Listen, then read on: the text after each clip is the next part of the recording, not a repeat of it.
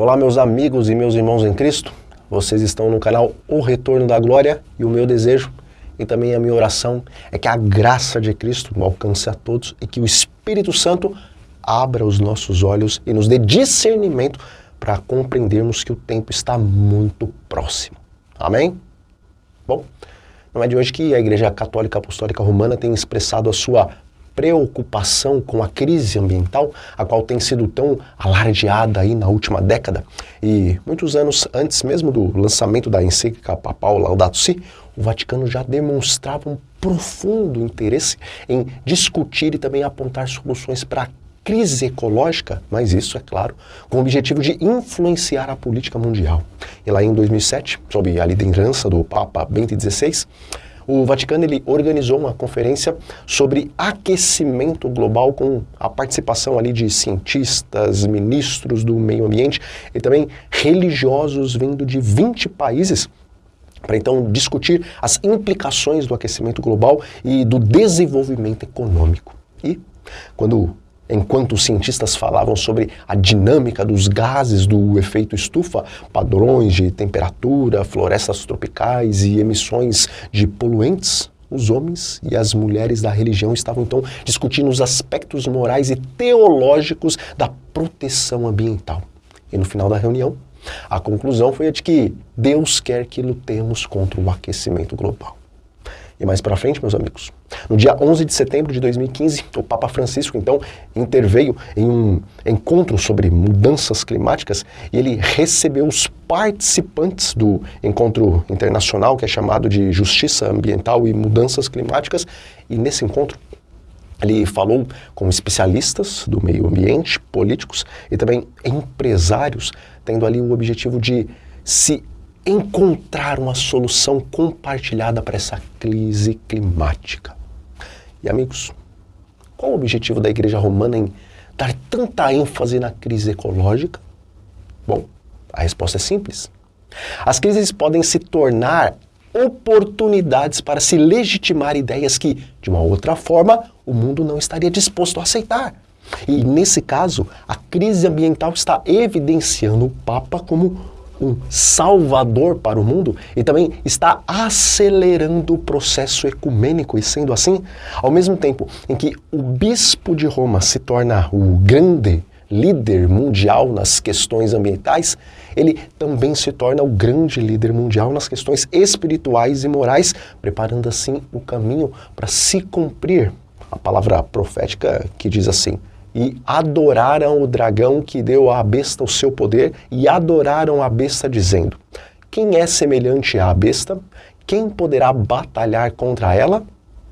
Bom, a profecia é muito clara em dizer que o anticristo deverá iludir a todos, e as evidências também são bem claras e extremamente conclusivas de que a crise ambiental, ela tem favorecido e ainda vai favorecer os planos do catolicismo romano. E, na verdade, quem afirma isso são os próprios bispos católicos, porque lá em 2010 ocorreu uma peregrinação verde que foi promovida pelo Conselho das Conferências Episcopais Europeias, e essa peregrinação ela foi liderada pelo padre Duarte da Cunha, que era então o secretário-geral da organização. E nessa peregrinação, amigos, os bispos e também os delegados de todas as conferências episcopais da Europa, eles atravessaram diversos países em direção ao coração do continente europeu, e isso com o objetivo de promover e também debater aspectos científicos, políticos, éticos e também para ligar a ecologia à parte espiritual da igreja. E segundo o padre Duarte, essa é a melhor forma de se conseguir atingir os objetivos da igreja, que por fim fez uma celebração ecumênica em uma grande catedral com vários religiosos a nível internacional. Veja, meus amigos, há mais de uma década, a Igreja Romana tem investido pesado na questão da ecologia e na COP26. Embora o êxito que o Papa queria não tenha sido tão grande, a verdade é que nessa COP26, o Bispo de Roma foi e continuará sendo visto tanto por líderes como pelo povo, como o único que verdadeiramente pode tomar a dianteira das questões ecológicas a nível mundial.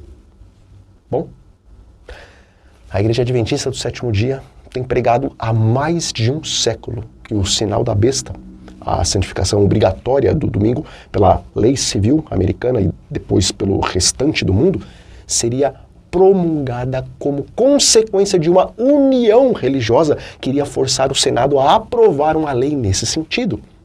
E, certamente, a crise ecológica está acelerando o ecumenismo a nível mundial.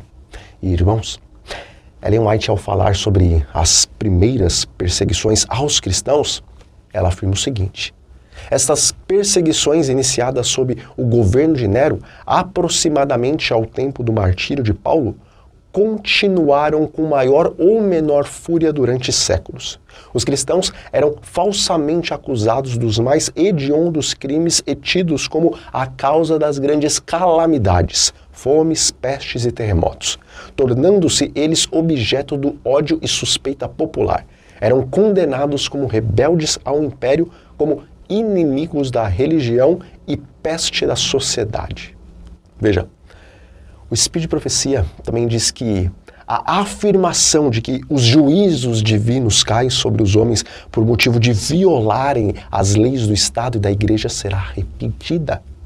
E, na verdade, há pouco tempo ouvimos uma senadora norte-americana falando algo muito parecido com isso. Amigos, em novembro agora de 2022 vai ser realizada a COP27. E a parceria entre Roma e Estados Unidos, nesse sentido, ela só vai aumentar. E o mundo está clamando por paz e também por uma solução definitiva para o clima. E nós temos visto a cada dia que estamos mais e mais próximos de um cenário em que Roma e Estados Unidos se unam para apresentarem soluções no tocante à paz e à ecologia. Esse é um tempo muito solene, amigos. E nós devemos estar, então, fazendo uma verdadeira preparação para cenas que estão bem diante de nós. E também, nós devemos nos preparar agora, financeiramente, para que, nesse próximo ano, possamos participar ativamente da distribuição de cerca de 1 bilhão de livros, O Grande Conflito. Bom, devemos trabalhar e nos preparar agora, enquanto é dia, porque logo vem a noite e não mais poderemos nos preparar nem trabalhar. Portanto, que o povo de Deus se apresse, porque os servos do maligno estão andando com passos bem largos e rápidos para o grande e último conflito entre a verdade e o erro.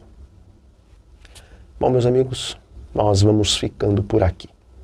Que a graça de Jesus esteja sobre todos vocês e que o Espírito Santo encha os seus e o meu coração com a presença divina. Então, um grande abraço a todos e até a próxima.